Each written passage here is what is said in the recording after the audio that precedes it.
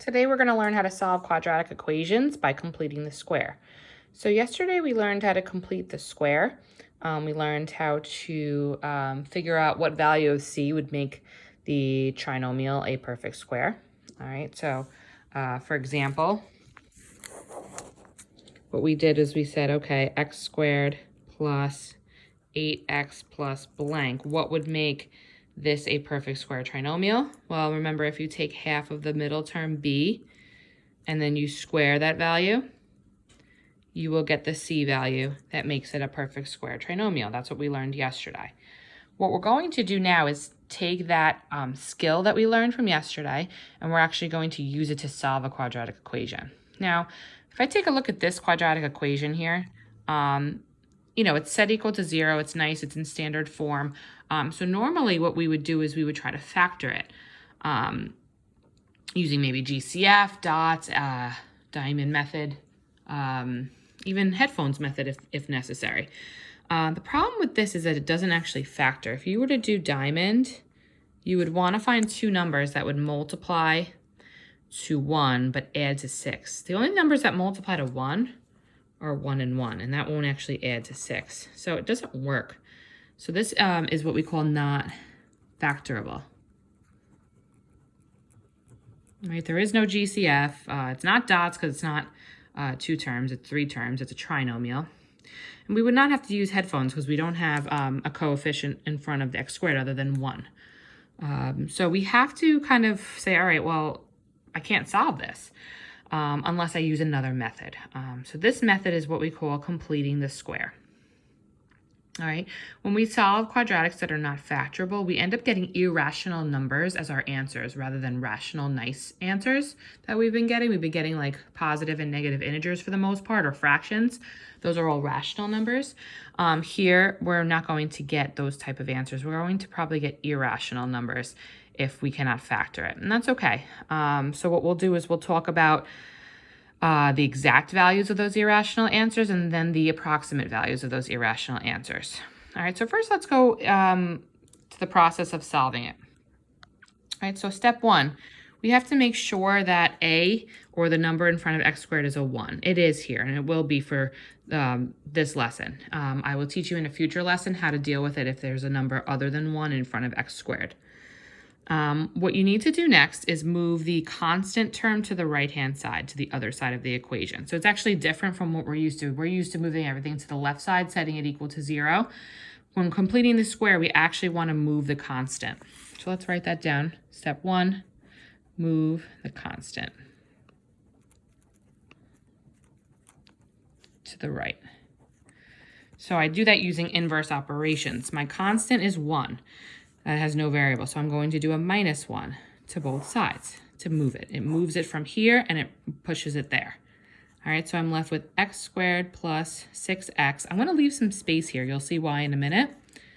The right-hand side says 0 minus 1. That's going to be a -1. All right, so x squared plus 6x and then a blank space equals -1. So this blank space is going to be for what we learned yesterday. We're going to actually complete the square. All right, so that's the second step. Complete the square. So that's our step where we take half of the b value, the number in front of x, and square it to get c.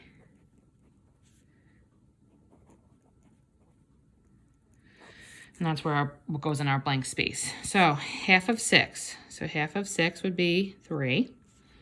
3 squared is 9. 3 times 3. So that's what's going to go in the blank space, positive 9. It's always going to be a positive because remember, when we're squaring a number, regardless of if it's negative or positive, when you square something, it's going to be a positive. Now, whatever I do to the left, I have to do to the right. So I actually should put a blank space here also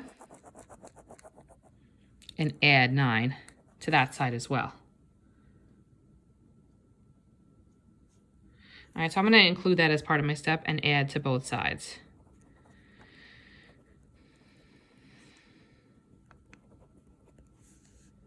All right, the next step we're going to do is factor. We're going to factor the perfect square trinomial. So that's step 3.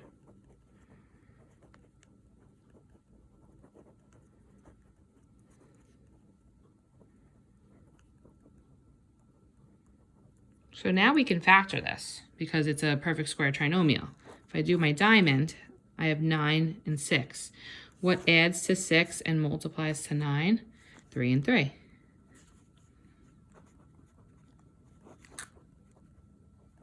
I can also clean this up here. If I combine like terms, -1 plus 9, that's 8.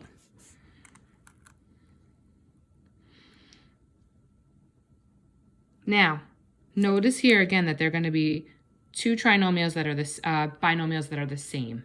Something times itself. Something times itself would be something squared, right? Like 4 times 4 is 4 squared.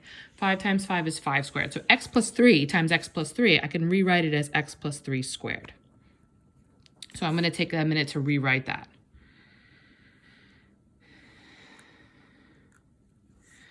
All right, so rewrite factors using an exponent.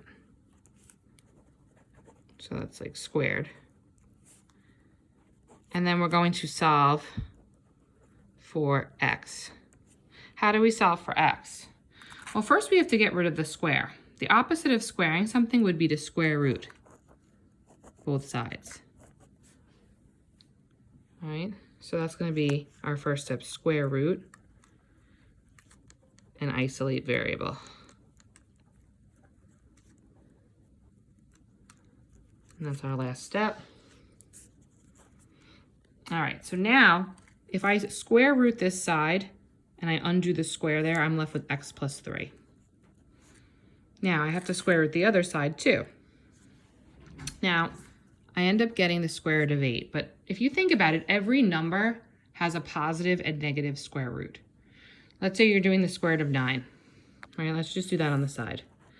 The square root of 9 would be 3, right? Because 3 times 3 would be 9. But also, can't you say the square root of 9 is technically -3 also? Because if you're doing -3 times -3, wouldn't that also give you 9? So you can see there's a positive and negative value. So rather than writing it separate, I can write it as the square root of 9 equals plus or minus 3. That means +3 or -3, both of them. All right, because technically both of them work. When you multiply them both by themselves, you get 9. 3 times 3 and -3 times -3. So here, the square root of 8, even though it's irrational, it's not a perfect square, it still has a positive and negative value. So you need to put this in front of the square root. All right, we're almost done. We have to get x alone. There's a plus 3 near the x. So x is connected to 3 by addition. How do we undo addition of 3 or positive 3? We subtract 3 or we do a -3. So we do that to both sides. So that leaves us x equals. Now we have plus or minus square root of 8 minus 3. How we would rewrite that is put the number first, that -3 first, plus or minus the square root of 8. We actually can't combine these because one's a radical and one's not. So this would not give us like 5 or -5 or anything like that. We actually can't combine them. It would just leave us like that. Okay? So what this really means, this is actually our answer. What this really means is our exact answer. There's two answers. There's -3 plus radical 8 or -3 minus radical 8. Because remember, this is plus or minus. So you could do -3 plus radical 8 or -3 minus radical 8. Those are our exact answers. Now, I don't really know what number that is. I can kind of guess. If I put this into my calculator, I can get the decimal equivalent that's approximately that value. So what I can do is I can find the approximate answers. All right, to find the approximate answers, I can take my exact answers, throw them into my calculator, and see approximately what they would equal. So I'm going to start with the first one. My first one is -3 plus the square root of 8. So if I go to my calculator, and I do -3 plus the square root of 8. That's my first approximate answer. It's a decimal, okay? So let's say I'm doing this to the nearest 10th. It could be really anything they want, but nearest 10th, let's just say. It would be like -0.1 or -0.2. So -0.17, the 7 makes the 1 round up, so it would be -0.2. So negative 0.2 would be my first answer, or now I have to figure out what negative 3 minus the square root of 8 would be. These were my exact answers. Now I'm doing my approximate answers. So now I'm just going to do the same thing, but change it to a negative square root of 8 or minus square root of 8. So that's the other answer. It's approximately negative 5 point either 8 or 5.9. Looks like 5.8 because there's a 2 behind the 8. So negative 5.8. So you can see these numbers are not nice numbers. They're irrational. In fact, if I try to change it to a fraction, math, enter, it won't work because it's not a rational number because 8's not a perfect square. So those are my approximate answers, and those are my exact answers. They're not integers, they're not fractions, they're just irrational numbers that we can round to the best of our ability.